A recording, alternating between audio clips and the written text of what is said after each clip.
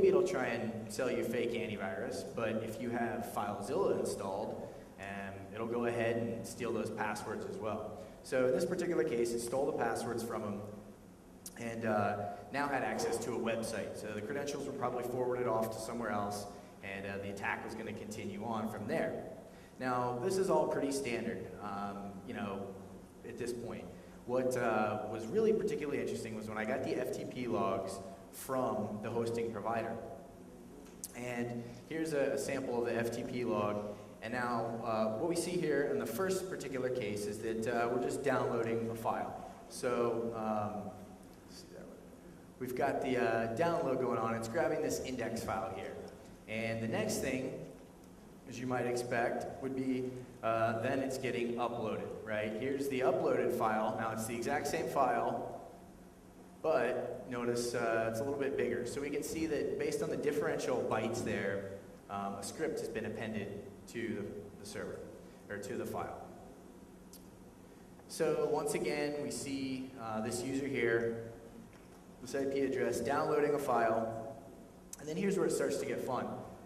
What we see now is this same index file is now uploaded from a completely different web server. This is just, 2 minutes later.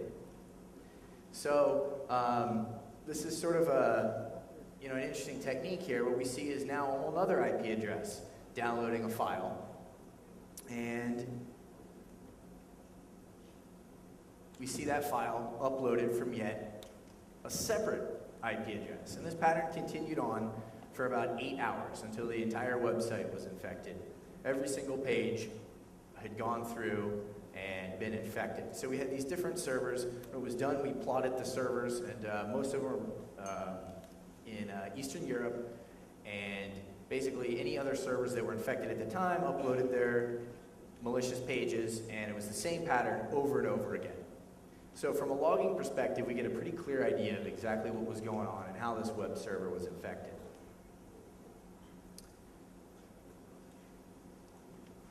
All right, so the next one here I want to look at is a Z-bot. And this is a pretty common piece of malware. You see it all over the place. Banking Trojan. Really, again, it's going to try and steal anything it can from you. It doesn't really care. And in this particular case, I had a friend of mine. She knows that I enjoy looking at malware. So she received this email at work, and she forwarded it along to me. At the time, she was working in recruiting, so it was a pretty nicely crafted email. It read very well. It wasn't obvious that there were, that it was a phishing attack. And it was so effective that even though it did go to different people in her organization, they all forwarded this to her and her team because they worked in recruiting. And it looked so real, certainly a few people went ahead and clicked on the link. The link, however, of course, basic stuff, was not what it appeared to be here. Instead, it was this guy here, payrollserverinstall.com. And so once that link is clicked on, it's got some encoded JavaScript. It's going to download and execute a malicious PDF. And this is all going on in the background, so you won't see any of this happen.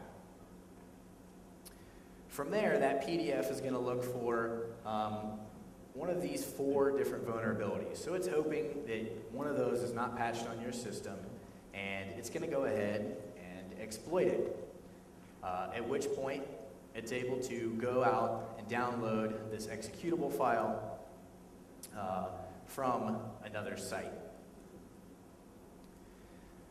So from a logging perspective, what I started thinking of here was, okay, well, now we have all this log data and we have the malware. How do we figure out what it would look like coming in? So with that last example that we looked at, if we kind of think about that, we have basically the spear phishing email comes in with a malicious PDF.